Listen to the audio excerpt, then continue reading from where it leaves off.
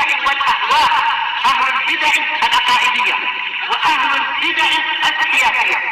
نقول بيننا وبينكم السلف، بيننا وبينكم الكتب، كان فيقول البدع بيننا وبينكم.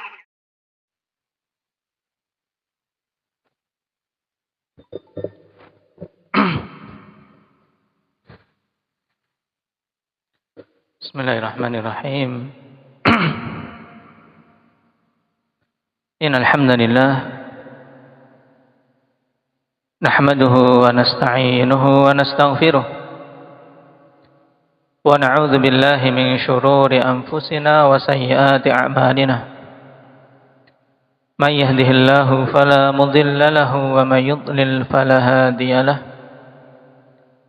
أشهد أن لا إله إلا الله وحده لا شريك له وأشهد أن محمدا عبده ورسوله صلى الله عليه وعلى آله وأصحابه ومن تبعهم بإحسان إلى يوم الدين. أما بعد. الحمد لله, segala puji bagi Allah Subhanahu wa ta'ala. Kita memujinya atas semua sifat-sifat kesempurnaan yang hanya itu milik Allah Subhanahu wa ta'ala. Demikian pula kita memujinya atas semua nikmat-nikmat yang tercurahkan tidak henti-hentinya. Wa ma bikum min ni'matin faminallah. Apa saja yang ada pada kalian berupa nikmat, maka itu semuanya asalnya dari Allah Subhanahu wa ta'ala, yang kecil maupun yang besar, yang disadari ataupun yang terlalaikan. Wajib atas kita semua untuk mengakui bahwasanya itu dari Allah Subhanahu wa ta'ala semata, dan wajib untuk kita mensyukurinya. Terkhusus setelah nikmatul Islam wa nikmatus sunnah, yaitu dua kenikmatan yang lain yang banyak manusia terlalaikan dan tidak mampu untuk mendapatkan keuntungan darinya, yaitu apa yang Rasulullah sallallahu alaihi wasallam sabdakan, ni'matani maghbunun fihima katsirun minan nas, as-sihhatu wal faragh. Dua nikmat yang banyak manusia maghbun. Maghbun ay asabahumul ghabn. Orang-orang yang tertimpa kerugian tidak bisa mendapatkan keuntungan dengan dua nikmat tadi. Sebagaimana pedagang ketika dia melakukan jual beli tidak untung, tapi malah mendapatkan rugi, ini namanya maghbun. Dan dua nikmat yang banyak manusia malah mendapatkan kerugian dikarenakan tidak mengarahkannya kepada yang semestinya, yaitu kata Rasulullah sallallahu alaihi wasallam, as-sihhah, yang pertama adalah kesehatan, wal faragh, dan yang kedua adalah waktu luang. Dan kalau kita perhatikan pada diri kita saja, maka akan kita dapati memang dua nikmat tadi banyak dari kita melalaikannya. Ketika waktu sehat, seorang tidak menyadari bahwasanya kesehatan itu nikmat yang luar biasa, yang sepantasnya untuk seorang mendapatkan keuntungan banyak ketika sehatnya, dengan menggunakannya untuk segala bentuk amalan-amalan saleh, segala bentuk kegiatan-kegiatan yang bermanfaat baik untuk dunia maupun akhirat. Demikian pula adanya waktu, adanya keluangan yang sepantasnya bagi setiap hamba untuk mengarahkan waktu-waktu luangnya untuk peribadatan kepada Allah. Tapi banyak dari manusia malah waktu luangnya menjadikan mereka terjatuh dalam kemaksiatan. Bahkan di antara hal yang pada zaman sekarang banyak menjerumuskan manusia ke dalam kemaksiatan, terutama kemaksiatan melalui layar-layar HP mereka, adalah karena adanya keluangan, adanya waktu menganggur, di mana seseorang di saat menganggurnya, di saat luangnya, kemudian timbul bisikan-bisikan syaitan untuk mengisinya dengan hal-hal yang tidak bermanfaat. Terlebih lagi para pemuda dan pemudi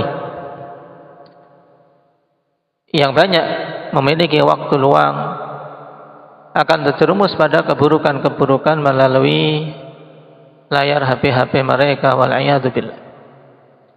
Maka di antara nasihat dari Al-Allamah Ibnu Utsaimin rahimahullahu taala terkait sebab yang banyak memalingkan para syabab, memalingkan para pemuda dan pemudi dari jalan yang lurus, karena ini, karena adanya faragh, karena adanya waktu luang yang disia-siakan.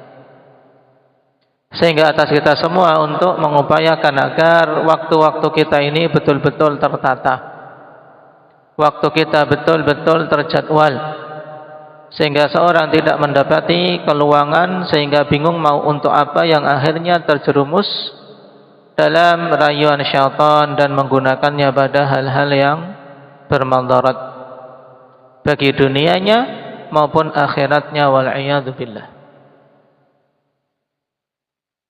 Dan sungguh dua nikmat ini, sehat dan adanya keluangan, merupakan nikmat yang wajib kita syukuri.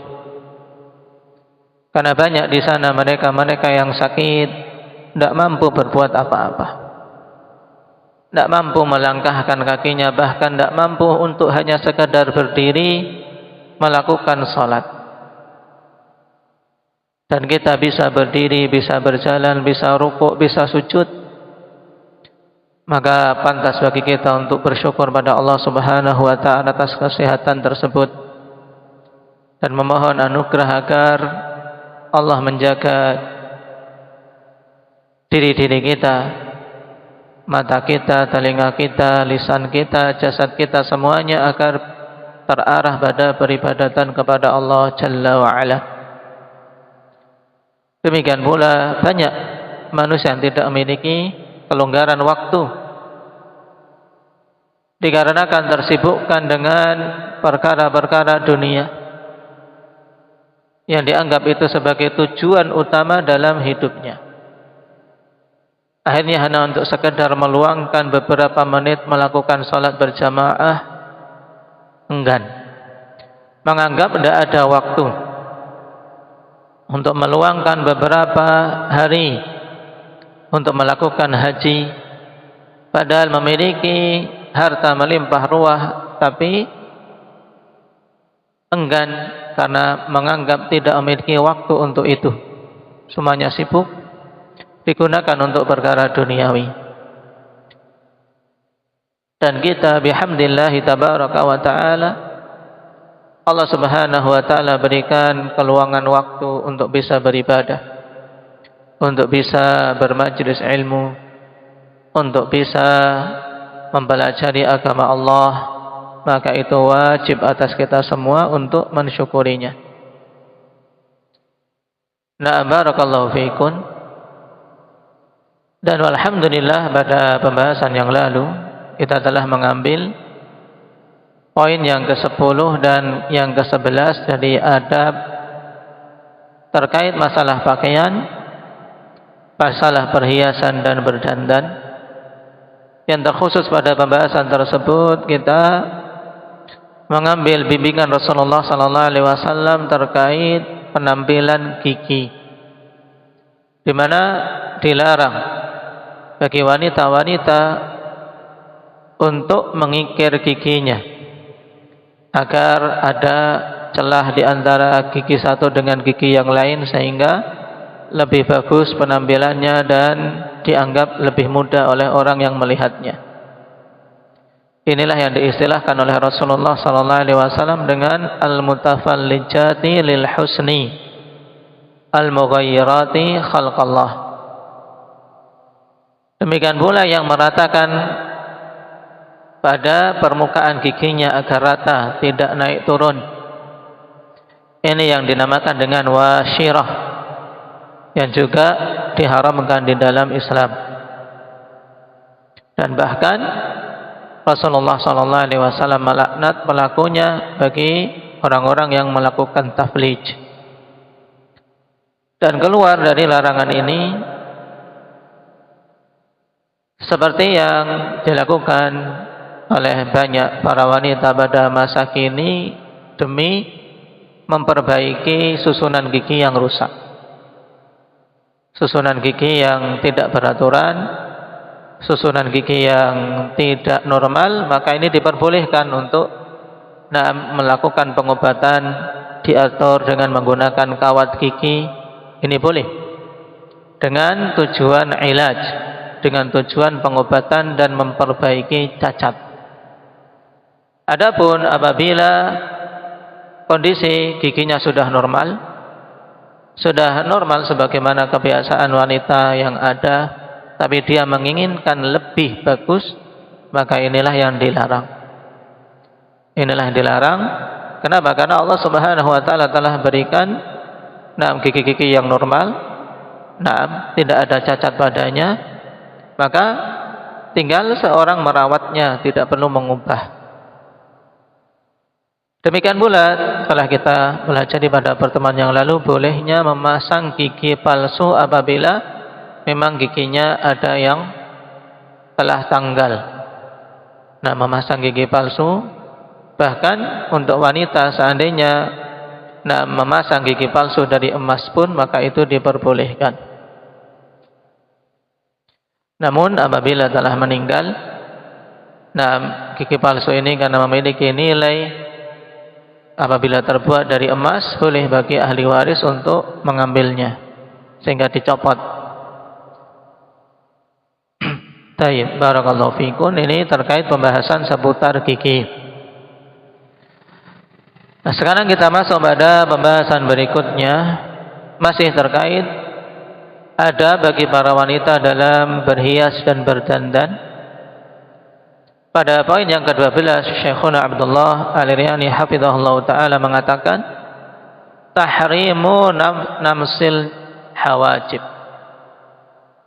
Tahrimu namsil hawajib, dilarangnya untuk namas.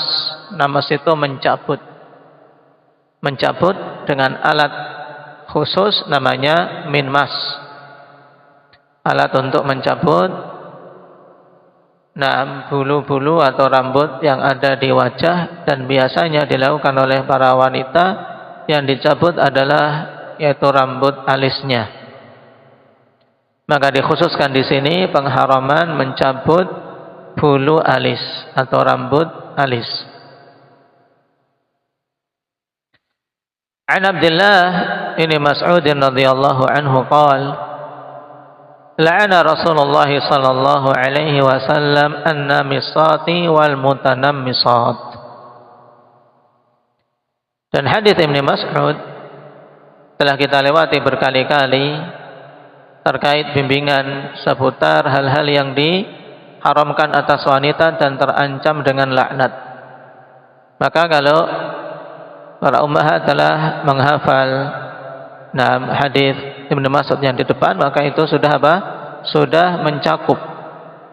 Karena Syekh adalah memotong-motong di sini, memotong beberapa bagian yang diinginkan. Tapi intinya adalah hadisnya satu. Dan telah disebutkan secara lengkap lafaz hadis tersebut di depan. Ketika pertama kali membahas tentang permasalahan taflijul asnan. Di sana ada washimat wal mustaishimat, an-namisat wal mutanammisat wal mutafallijati lil husni al mughayyirati khalqallah. Di sini Rasulullah sallallahu alaihi wasallam melaknat an-namisat wal mutanammisat. Yang dimaksud dengan namisat yaitu wanita-wanita yang melakukan namas. yaitu mencabut bulu alisnya agar bulu alisnya menjadi lebih bagus, susunannya menjadi kecil, seperti bintang sabit, sehingga menurut mereka penampilannya lebih bagus dan lebih cantik. Dan hal ini sebagaimana dalam hadis Rasulullah sallallahu alaihi wasallam melaknat yang melakukan itu namisat, itu yang melakukan, yang mencabuti bulu alis, mungkin tukang salon atau seorang sendiri mencabut bulu alisnya sendiri, atau dia datang ke tata rias, ke tukang rias, kemudian tukang riasnya ini mencabutinya, maka dia terkena laknat. Adapun al-mutanammisat, yaitu wanita-wanita yang meminta, dia yang datang ke salon minta agar bulu alisnya ditata, dicabut bagian yang menurutnya menjadikan penampilan tidak terlalu bagus, akhirnya dicabuti agar kelihatan bagus. Jadi yang melakukan maupun yang meminta untuk dilakukan namas ini terancam dengan laknat. Dan tentang keharaman ini sangat jelas di atasnya fatwa para ulama ahli sunnati wal jamaah. Dikatakan oleh Al-Alama Ibn Baz rahimahullahu ta'ala, an-namsu izalatu sya'ril hawajib litarfi'ihima aw taswiyatihima kabiratun min kaba'iriz dzunub. An-namas yaitu menghilangkan rambut alis atau bulu alis, agar agar bulu alisnya ini terangkat jauh dari mata, misalnya, lebih terangkat, atau menjadi rata. Itu termasuk dosa di antara dosa-dosa besar. Dan ini jelas masuk dalam kategori dosa besar dikarenakan terancam dengan laknat. Demikian pula yang dikatakan oleh Imam Al-Albani rahimahullah dalam Adabuz Zifaf. Beliau mengatakan, ma taf'aluhu ba'dun niswah min natfihinna hawajibihinna hatta takuna kal qausi awil hilal yaf'alna dzalika tajammulan bi za'mihin hadza mimma harramahu Rasulullah sallallahu alaihi wasallam wa lu'ina fa'iluh.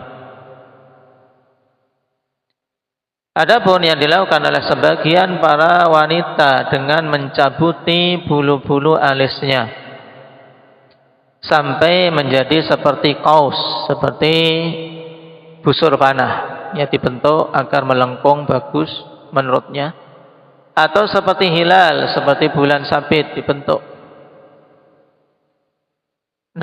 Yang dilakukan oleh para wanita tajammulan biza'mihin. Ini penting. Yang dilakukan oleh para wanita dengan tujuan untuk mempercantik diri menurut sangkaan mereka. Hal ini menunjukkan bahwasanya itu hanya sekedar sangkaan dari para wanita saja, dari akibat rayuan dan hiasan-hiasan yang didatangkan oleh syaitan. Karena wajib atas setiap muslimah untuk meyakini bahwasanya kecantikan yang hakiki itu ada pada penunaian sunnah Rasulullah sallallahu alaihi wasallam. Penampilan yang terbagus, yang paling indahnya adalah ketika sesuai dengan sunnah Rasul sallallahu alaihi wasallam, sesuai dengan syariat Allah Subhanahu wa taala. Adapun hal-hal yang menurut manusia bagus tapi itu menyelisih syariat Allah, maka kita yakin itu adalah buruk. Kok banyak manusia menganggapnya bagus karena tertipu oleh syaitan. Termasuk ini. Dianggap bagus ketika bulu alisnya taib, runcing, kecil, seperti busur atau seperti bulan sabit. Ini hanya sangkaan saja. Nah, padahal itu termasuk di antara hal yang Rasulullah sallallahu alaihi wasallam haramkan dan pelakunya dilaknat. Maka ini juga penting, biasa dilakukan ketika didandani untuk pernikahan, bulu alisnya ditata, maka ini tidak diperbolehkan, ini muharram. Dan bahkan seandainya suami memerintahkan sang istri untuk berdandan seperti itu, tidak boleh ditaati. Difatwakan oleh Lajnah Daimah rahimahumullahu taala, mereka mengatakan, wa idza amaraha zawjuha bidzalik fala yajuzu laha an tuti'ah.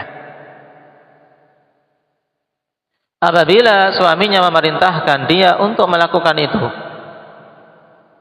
maka tidak boleh baginya untuk mentaatinya. Kenapa? Li'anna dzalika ma'siyah, karena perbuatan itu adalah maksiyah.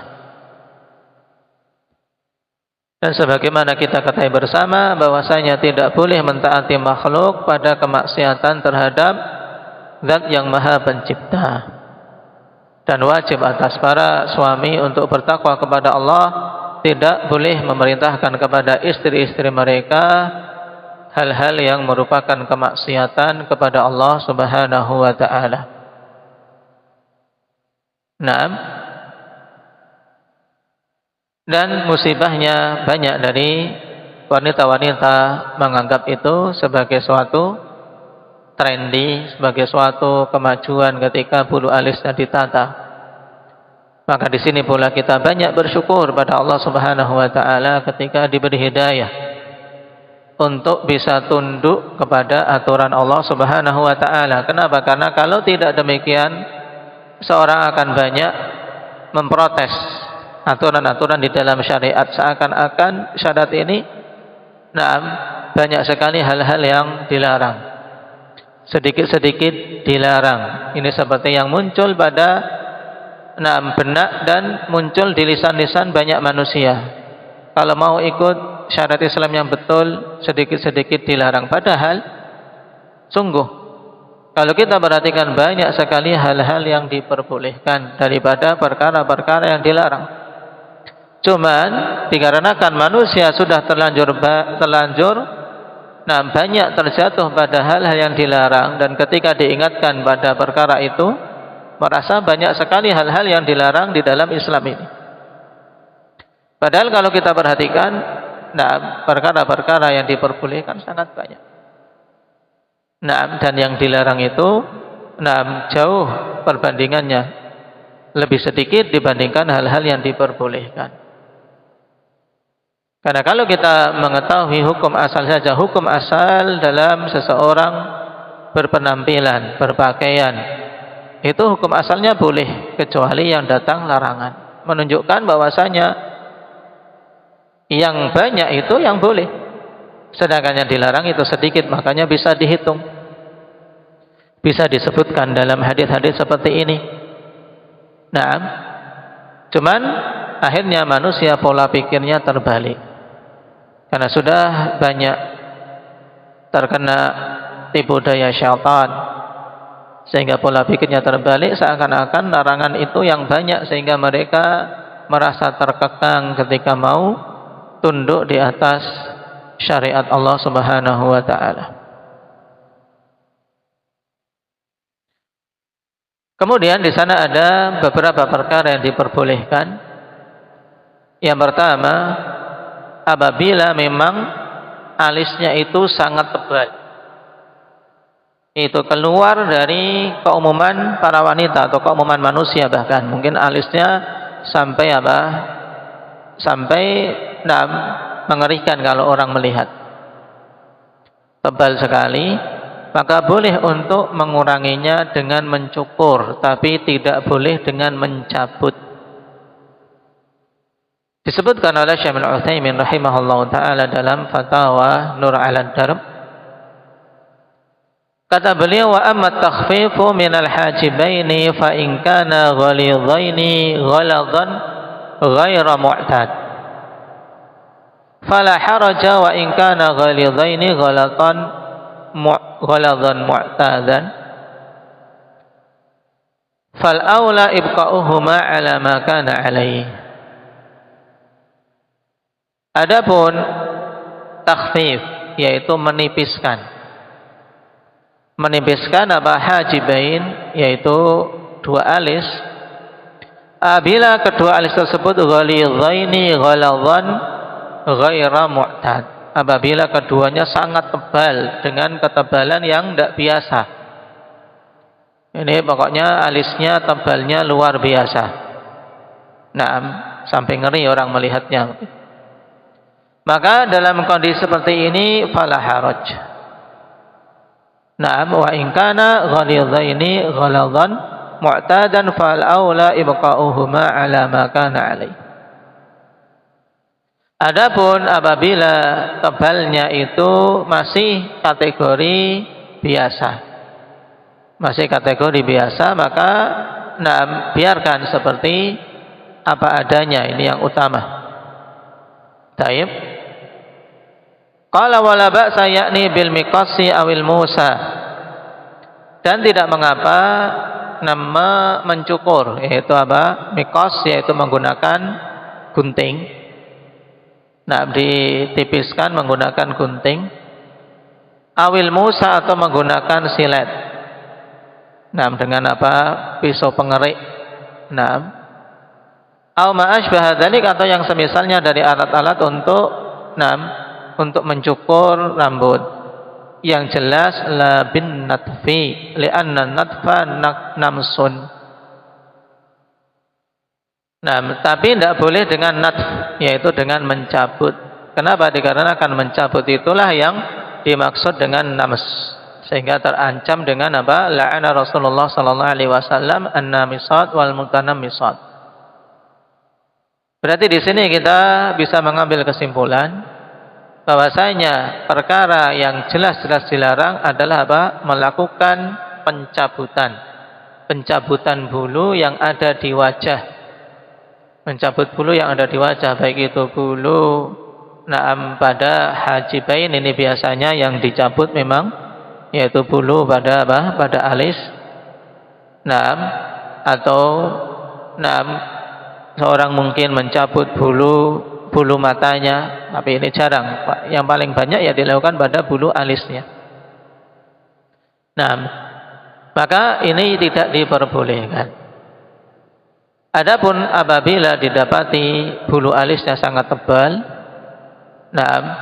maka boleh untuk ditipiskan dengan dicukur. Mencukurnya bisa menggunakan gunting atau bisa menggunakan alat pengerik. Yang jelas tidak boleh dengan metode dicabut. Ini faedah pertama. Kemudian faedah kedua terkait pembahasan kita ini, apabila seorang wanita tumbuh pada janggutnya rambut sehingga menyerupai jenggot bagi para lelaki, atau mungkin tebal pada bagian atas bibirnya sehingga menyerupai kumis para lelaki, atau muncul di bawah bibirnya rambut seperti amfaqah pada lelaki, maka diperbolehkan bagi wanita untuk menghilangkan rambut-rambut tersebut dengan menggunakan bahan-bahan penghilang rambut. Hal ini sebagaimana difatwakan oleh Al-Alama Al-Wadi'i rahimahullah, yajuzu naz'u sya'rin nabiti fi dzaqnil mar'ah. Boleh untuk mencabut rambut yang tumbuh di janggut seorang wanita. Tentunya di sini caranya dengan mencabut agar tidak tumbuh lebih lebat. Tidak tumbuh lebih lebat lagi. Maka kata Syekh, karena tempat itu apabila dibiarkan pada janggut wanita itu tumbuh, maka akan menyerupai laki-laki, dan ini merupakan cacat yang jelas bagi seorang wanita. Sehingga para ulama memfatwakan boleh. Karena itu masuk dalam kategori menghilangkan cacat. Menghilangkan cacat. Berbeda dengan masalah alis tadi, karena alis tumbuhnya sudah normal, kemudian ingin diperindah lagi, maka ini tidak boleh. Adapun kalau tumbuhnya tidak normal, maka boleh ditipiskan tapi tidak dengan dicabut, agar tidak masuk dalam hadis an-namisat. Tapi kalau masalah janggut yang tumbuh, karena janggut kan memang pada wanita asalnya tidak ada rambutnya. Sangat jarang wanita yang pada janggutnya tumbuh rambut menjadi jenggot. Maka ini boleh untuk dicabut. Cuman kata Syekh Muqbil rahimahullah, lakin idza wujida ilajun yuziluhu marratan wahidatan fadzak. Akan tetapi apabila didapati obat untuk menghilangkan rambut itu, sekali pakai hilang, sehingga bisa hilang secara totalitas, tidak tumbuh lagi, maka itu bagus. Ini menunjukkan seandainya wanita tumbuh pada bagian janggutnya atau pada bagian atas bibirnya sehingga seperti kumis, atau pada amfaqahnya, yaitu di bawah bibir ada rambutnya, kemudian dia menggunakan krim penghilang rambut, itu boleh. Bahkan itu lebih bagus daripada dia mencabutinya. Ini kesimpulan dari fatwa Syekh Muqbil rahimahullah ta'ala. Dan itu wajib atas wanita untuk melakukannya.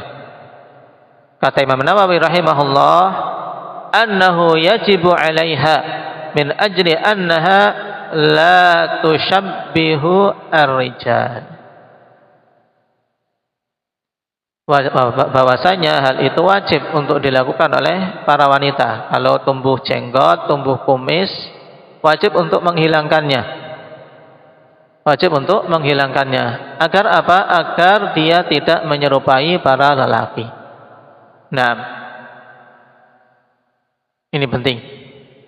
Kemudian faedah yang ketiga.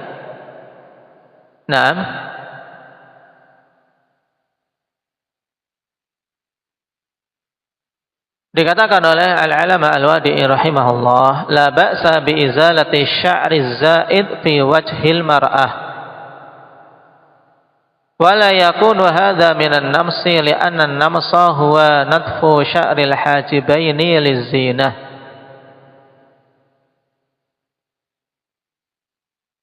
Tidak mengapa untuk menghilangkan rambut tambahan yang ada di wajah wanita. Misalnya rambutnya tumbuh terlalu lebat atau melebihi biasanya, sehingga melebihi maju ke bagian jidatnya. Di situ banyak sekali rambutnya. Tidak biasanya wanita ada di situ rambut, maka boleh dihilangkan.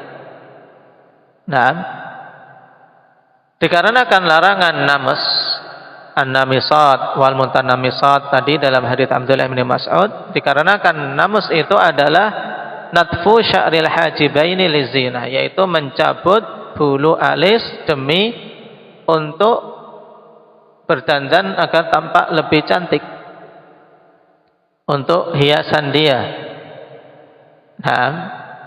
agar seperti bulan sabit atau seperti busur panah melengkung. Ini yang tidak diperbolehkan. Adapun kalau memang tumbuhnya berlebih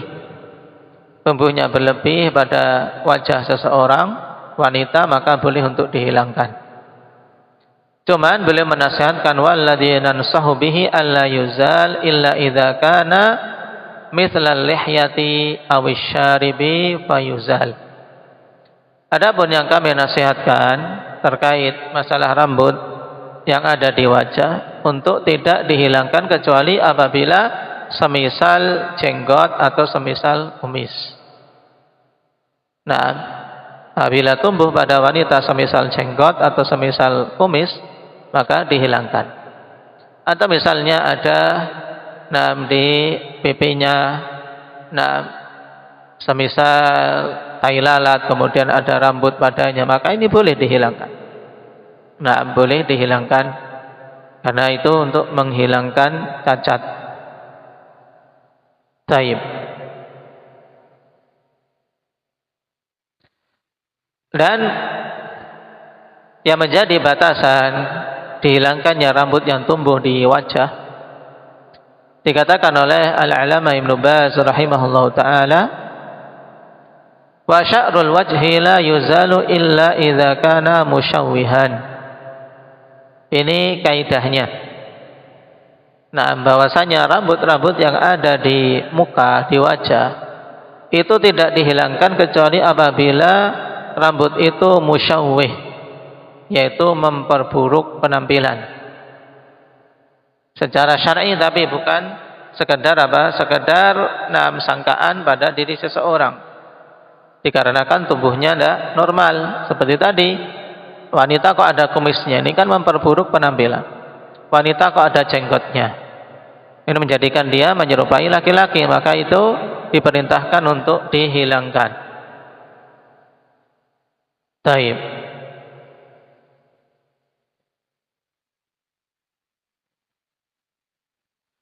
Demikian pula faedah tambahan dari fatwa Lajnah Daimah. Secara umum kata mereka, wa yajuzu lil mar'ati an tuzila ma qad yambutu laha min lihyatin aw syaribin aw sya'rin fi saqaiha aw yadaiha. Diperbolehkan bagi wanita untuk menghilangkan rambut-rambut yang terkadang tumbuh, tapi tidak biasanya, seperti lehyah, rambut seperti jenggot, au syarib atau kumis, au sya'rin fi saqaiha atau rambut yang tumbuh di kedua betisnya. Karena asalnya pada betis wanita kan beda dengan para lelaki. Kalau lelaki biasa tumbuh rambut banyak di situ, tidak mengapa. Adapun wanita biasanya normalnya ya rambut-rambut di situ tidak kelihatan.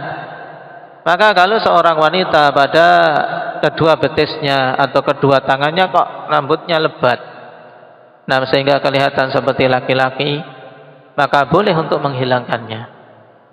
Menghilangkannya misalnya menggunakan krim atau menggunakan obat dipakai sehingga untuk merontokkan rambut-rambut tersebut, maka ini diperbolehkan. Dan ini faedah tambahan bagus untuk diingat. Boleh bagi wanita untuk menghilangkan rambut-rambut yang tumbuh di betisnya, atau rambut yang tumbuh di lengan atau tangannya. Sebagaimana diperbolehkan untuk menghilangkan rambut yang tumbuh, seperti jenggot atau seperti kumis. Baik.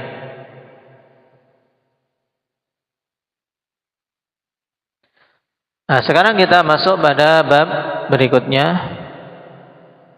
Kebalikan dari kondisi pada pembahasan tadi. Kalau tadi menghilangkan rambut, sekarang pada bab 13, tahrimu wasli sya'ri bi sya'rin akhar. Diharamkannya menyambung rambut dengan rambut yang lain. Ini kebalikannya yang dilakukan oleh wanita, di mana dia rambutnya kurang panjang, kemudian ingin rambutnya panjang sehingga disambung dengan rambut lain. Maka ini haram di dalam Islam. Kita baca dulu hadisnya. Qala Syekhuna Abdullah Al-Riyani hafizahullah ta'ala an Abdullah bin Umar radhiyallahu anhuma anna Rasulullah sallallahu alaihi wasallam la'ana al-wasilata wal mustawsilah. Dari Abdullah bin Umar radhiyallahu anhuma bahwasanya Rasulullah sallallahu alaihi wasallam melaknat al-wasilah, yaitu wanita yang menyambung untuk dirinya sendiri atau untuk orang lain rambutnya. Jadi dipasang rambut palsu, ini mudahnya. Disambung rambutnya, tadinya pendek ingin menjadi panjang. Tadinya ketika digelung, gelungannya kecil, kemudian ingin gelungannya menjadi besar. Nah, wal mustausilah yaitu wanita yang meminta untuk rambutnya disambung. Hadits rawahul Bukhari wa Muslim, babu tahrimi fi'lil wasilati wal mustausilah wal washimah wal mustaushimah wan namisati wal mutanammisah wal mutafallijati wal mughayyirati khalqillah. Ini babnya dalam Sahih Bukhari. Qala wa an Asma binti Abi Bakar radhiyallahu anha qalat ja'atil mar'atun ila Nabi sallallahu alaihi wasallam faqalat ya Rasulullah inna li ibnatan hurayyisan asabatha hasbah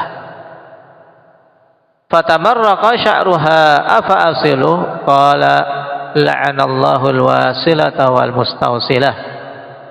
Hadits rawahu Muslim dari Asma bintu Abi Bakar radhiyallahu anha. Beliau mengatakan telah datang seorang wanita kepada Nabi sallallahu alaihi wasallam kemudian bertanya, wahai Rasulullah, sungguhnya aku ini memiliki seorang putri yang mau menikah. Urayyisan, bentuk tasghir dari arus, yaitu wanita yang baru saja menikah dan mau bertemu dengan pasangannya. Taib. Nah, tapi dia baru menikah, asabatha hasbah. Dia tertimpa sakit yang berupa hasbah, yaitu buthuran fil jild wa yusabbibu huma, yaitu semacam adanya bisul-bisul di kulit, mengakibatkan adanya huma, adanya demam. Taib. Dan diantara efeknya yang menimpa wanita ini, fatamarraqa sya'ruha, akhirnya rambutnya menjadi rontok.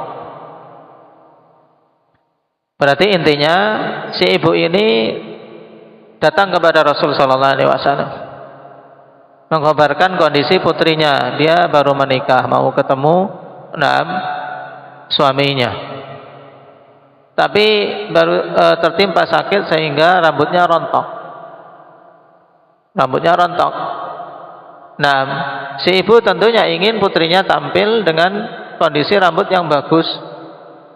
Afa asilu, sehingga dia bertanya kepada Rasul sallallahu alaihi wasallam, apakah aku boleh untuk menyambung rambutnya sehingga kelihatan bagus? Faqala la'anallahu alwasilata wal mustausilah. Dan Nabi menjawab dengan jawaban ini, Allah Subhanahu wa taala melaknat wanita yang menyambung rambut dan wanita yang meminta disambung rambutnya. Taib. Dan perbuatan ini termasuk dosa di antara dosa-dosa besar. Nah, termasuk dosa di antara dosa-dosa besar yang wajib atas setiap muslimah untuk menjauhinya. Karena Nabi SAW telah melaknatnya dan juga mengkhabarkan bahwasanya Allah melaknatnya juga. Hadits berikutnya, wa an ummil mu'minin Aisyah radhiyallahu anha, anna jariyatan minal ansari tazawwajat wa annaha maridat fatamarrata sya'ruha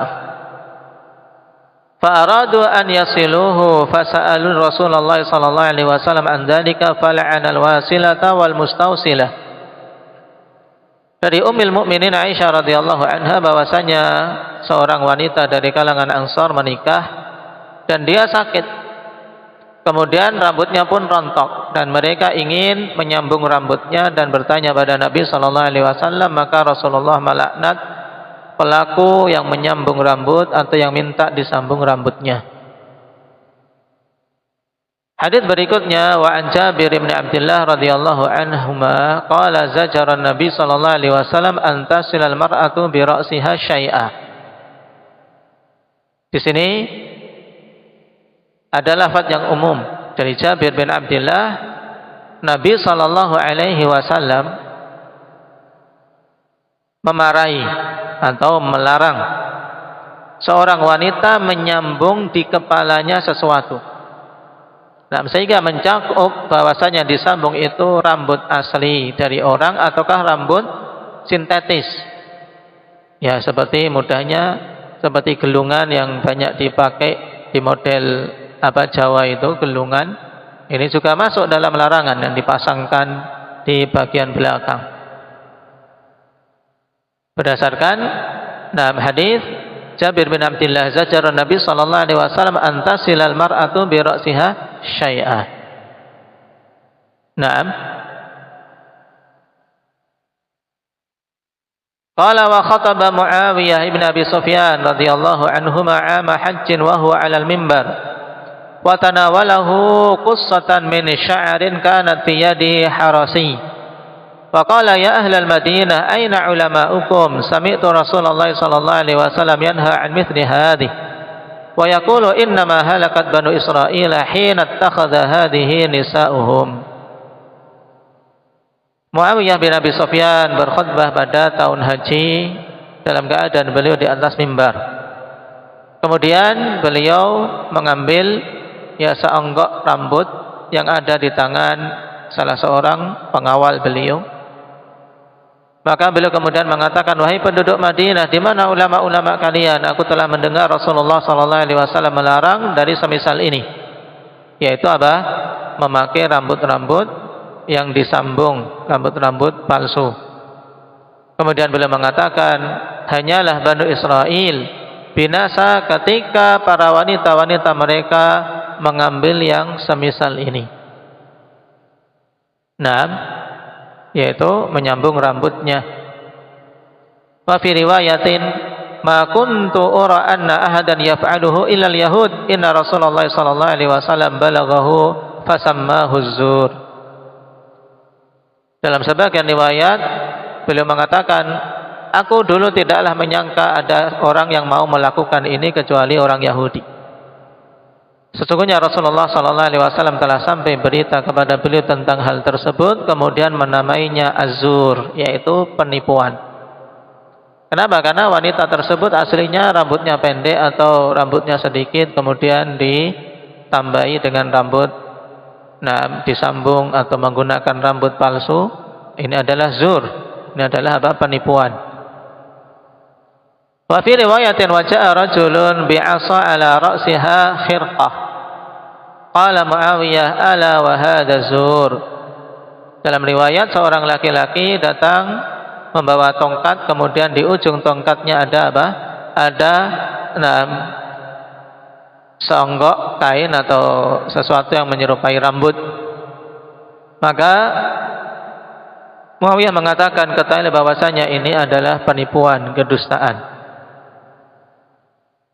Wa qala Qatadah yakni ma yukatsiru bihi nisa'u asy'arahunna minal khiraq, yaitu sesuatu yang digunakan oleh wanita untuk tampak lebih banyak rambutnya dengan dengan mungkin kain-kain yang warnanya hampir sama seperti rambut atau benang-benang. Maka ini adalah kedustaan juga, dan itu juga dilarang. Nah, ini beberapa hadis yang datang terkait masalah penyambungan rambut dan penggunaan rambut palsu. Taib.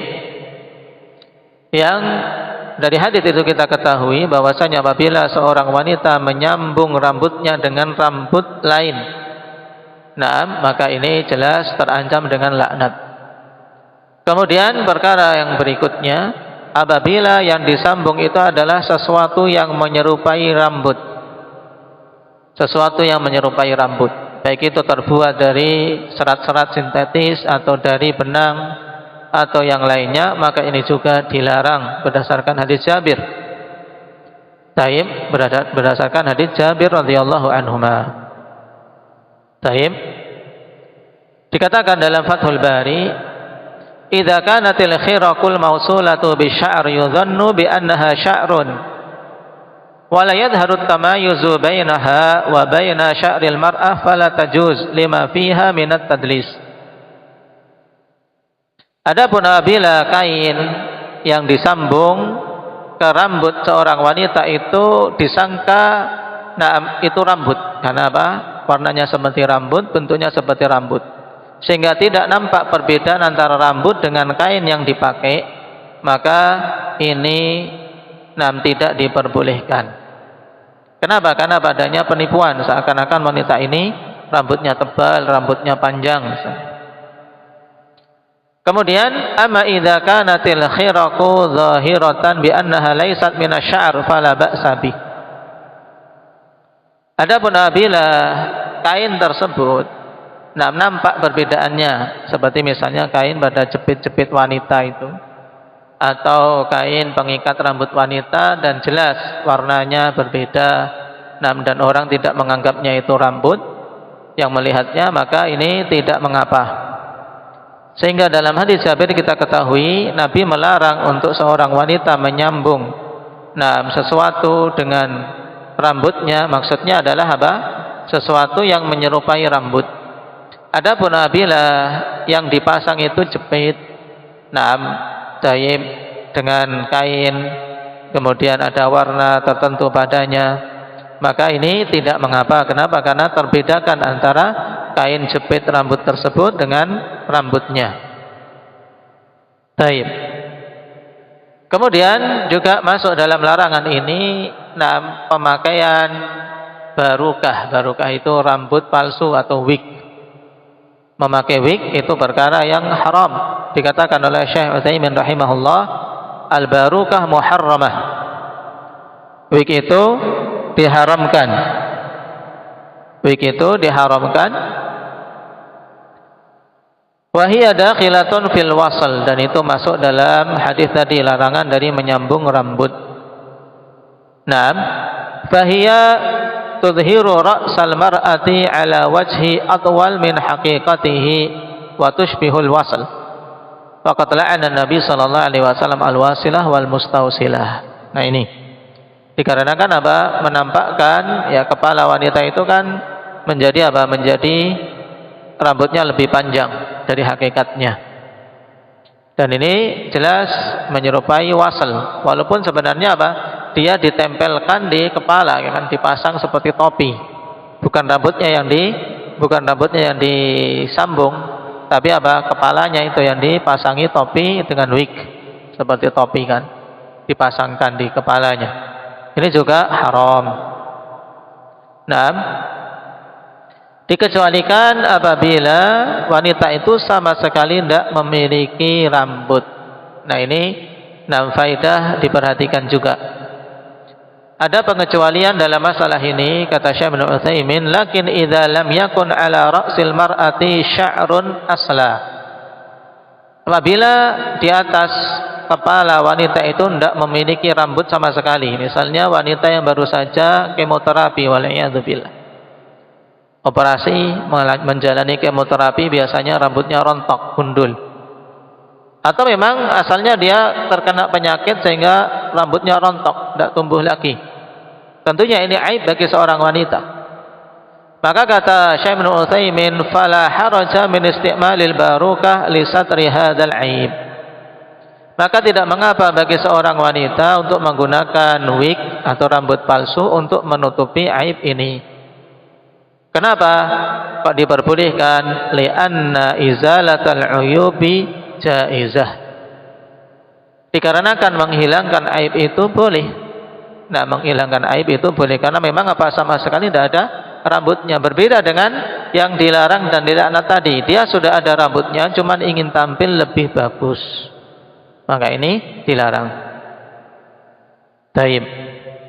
Qala fatadkhulu fi masail at-tajmili wa amaliyatihi fama kana li izalati aibin fala ba'sa bih.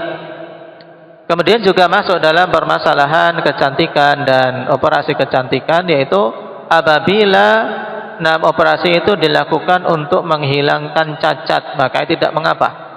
Seperti misalnya seorang wanita waliyadzubillah, wajahnya terkena api, terbakar sehingga rusak.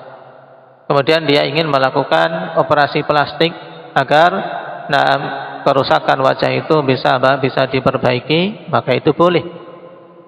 Nah, tapi kalau seorang tidak terkena apa-apa, dia kemudian ingin operasi plastik biar lebih tampil lebih cantik, nah maka ini dilarang. Taib. Nah, Syekh Ibnu Utsaimin memberikan contoh yang menghilangkan aib sehingga boleh untuk operasi. Misal an yakuna fi anfihi i'wijaj. Seperti misalnya pada hidungnya menceng bentuknya. Nah, ini kan dilihat gimana lubangnya menceng misalnya. Hidungnya menceng, maka fayu'addiluh kemudian diluruskan. Taib. Maka ini diperbolehkan. Atau contoh berikutnya au izalatu buqatin sauda masalan, atau untuk menghilangkan bagian di wajahnya yang menghitam. Nah, sebagian di wajahnya ada tompel hitam misalnya. Ini bagi wanita kan merupakan aib, ada tompel hitam satu genggam di bagian pipinya. Ini aib. Ini boleh untuk dia melakukan operasi menghilangkan tompel hitam tersebut. Ini tidak mengapa. Kaidahnya apabila izalatul uyub untuk menghilangkan aib maka boleh. Amma idza kana li ghairi izalati aibin kal washmi wan namsi mathalan fahadha huwal mamnu'. Adapun kalau tidak untuk menghilangkan aib seperti misalnya washam, yaitu mentato untuk menghiasi menurut dirinya, atau dengan mencabuti bulu alis agar lebih cantik, maka ini dilarang. Baik. Faedah berikutnya terkait masalah rambut. Nah, yaitu menanam rambut sekarang. Bagaimana kalau ditanamkan rambut? Baik. Yaitu misalnya sebagaimana ditanyakan kepada Syekh Ibnu Utsaimin terkait zar'us sy'r, yaitu menanam rambut bi akhdhi sya'rin min khalfir ra's, dengan mengambil rambut ya dari belakang kepala, di bagian belakang kepala diambil rambutnya, tentunya dengan dengan akar dan mungkin sebagian kulitnya. Wa zara'ahu fil makanil musab bis salah, kemudian ditanam, ditempelkan di tempat yang di situ tertimpa penyakit kebutakan. Hukum ini bagaimana? Kata Syekh Ibnu Utsaimin, yajuz.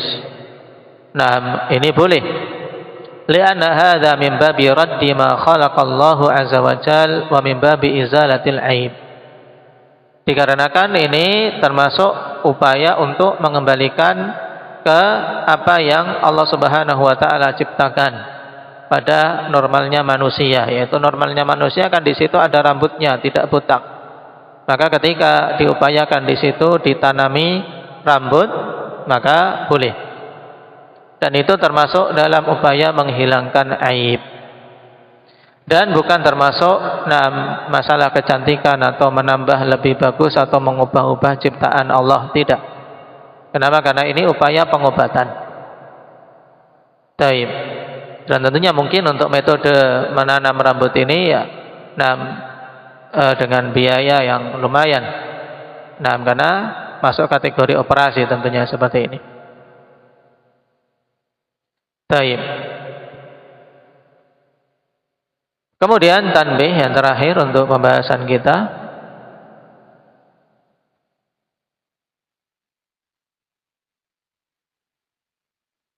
Dikatakan oleh Al-Alama Ibnu Baz beserta Lajnah Daimah, la yajuzu lil mar'ati al-khuruju min baitiha litadhhaba ila mahallati tasfifi asy-sya'r wa tazyinihi lima yatarattabu ala dhalika min al-fitnah wa ibda'i zinatiha kharija baitiha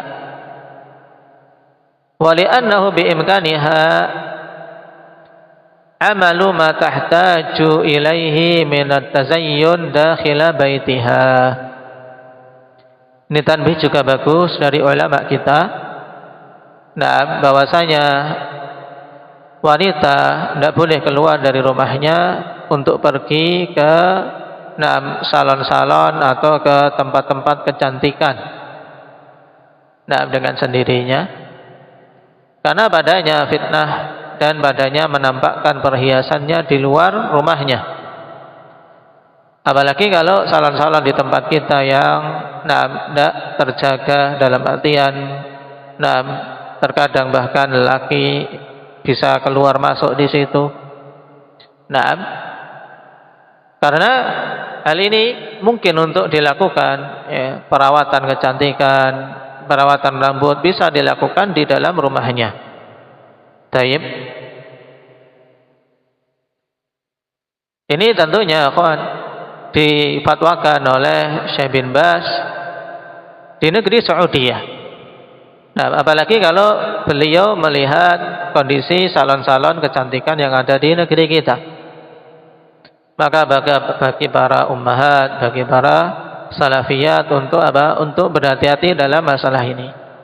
Jika membutuhkan perawatan rambut, perawatan kecantikan, berupaya untuk bersama dengan suaminya, mahramnya, kemudian juga memilih tempat yang betul-betul aman dari fitnah, tempat yang terjaga, dan petugas-petugas salonnya yang amanah, mengetahui kehormatan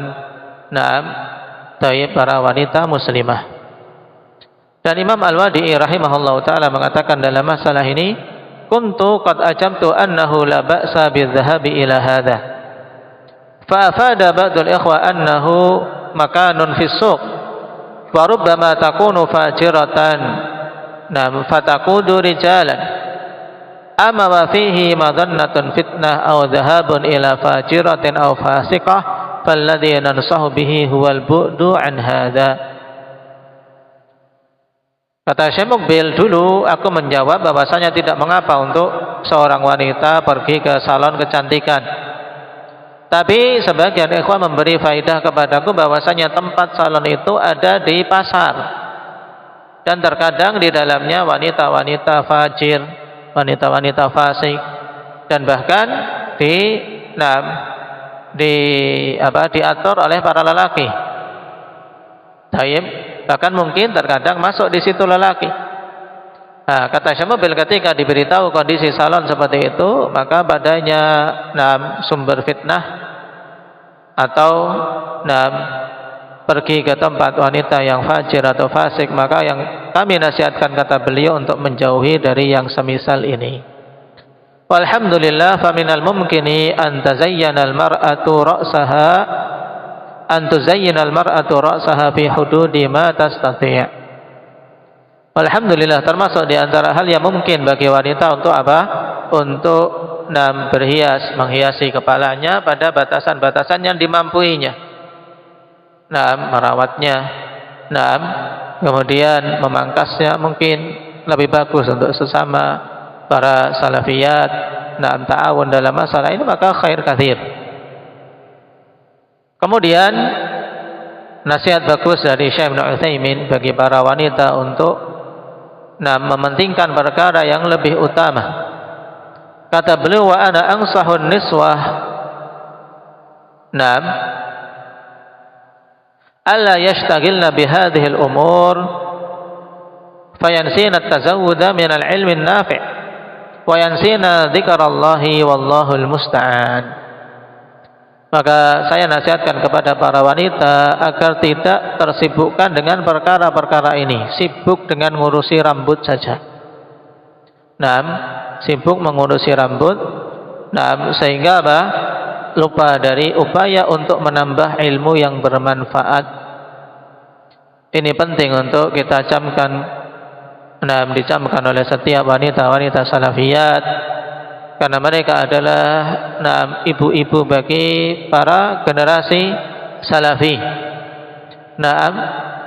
Kebaikan dan keburukan generasi penerus di antara sumbernya adalah kondisi para ummahatnya. Maka di antara perkara yang paling penting untuk para ummahat agar mereka senantiasa mengupayakan menambah ilmu yang bermanfaat.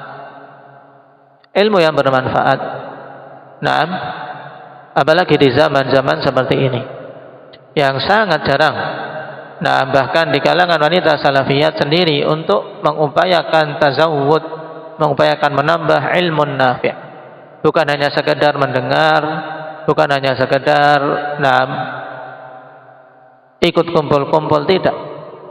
Dan kita semuanya berharap bagi para wanita salafiyat, para ummahat untuk mengupayakan betul-betul mengupayakan terus-menerus menambah ilmu yang bermanfaat. Nah, ilmu yang bermanfaat yang diamalkan, ilmu yang bermanfaat yang terjaga di dada. Nah, ilmu yang bermanfaat yang semakin menambah kita semua dekat dengan Allah Tabaraka wa Ta'ala. Nah, ilmu yang bermanfaat yang menjadikan para ummahat semakin bagus bersikap terhadap suami-suaminya.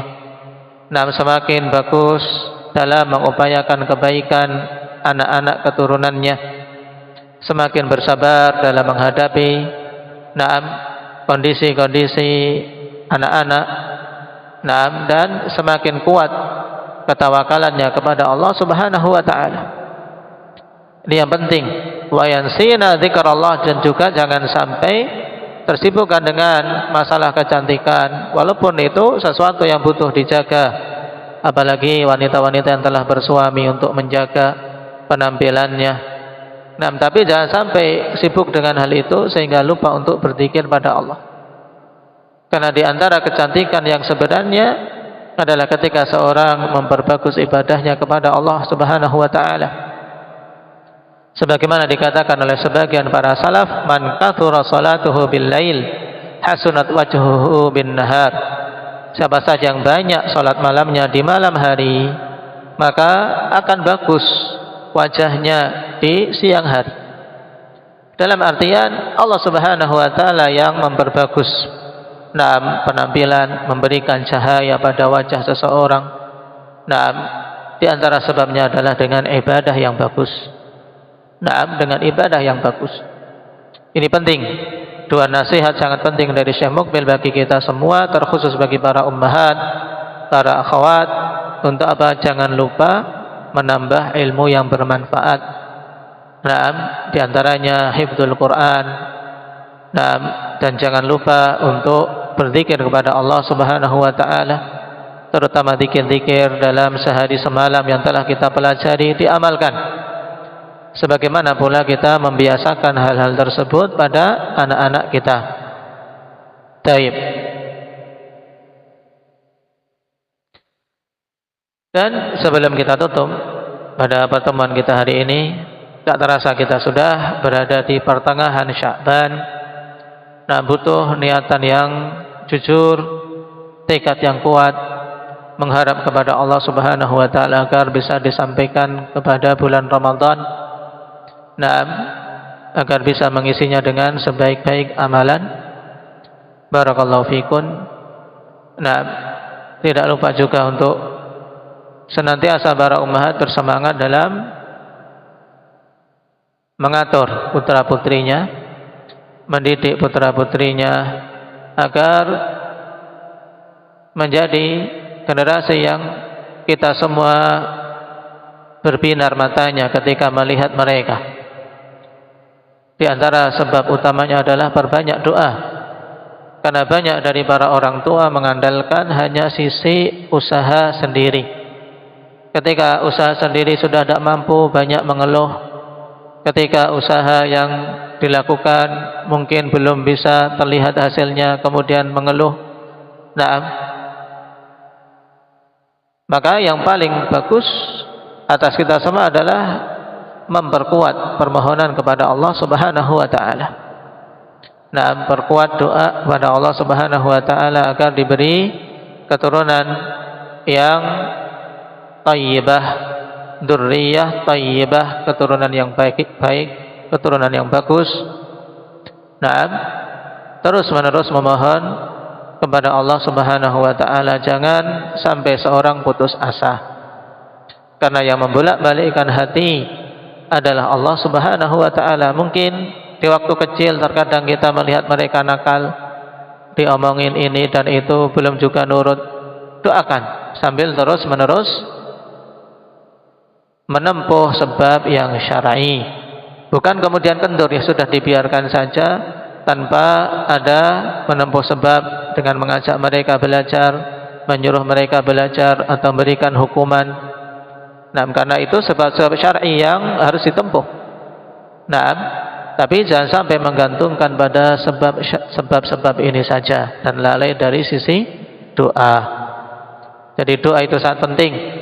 Perkuat doa, memohon pada Allah Subhanahu wa taala untuk kebaikan diri, kebaikan keluarga dan kebaikan anak-anak kita semua. Naktabi bihada, subhanakallahumma bihamdik, asyhadu an la ilaha illa anta, astaghfiruka wa atubu ilaik.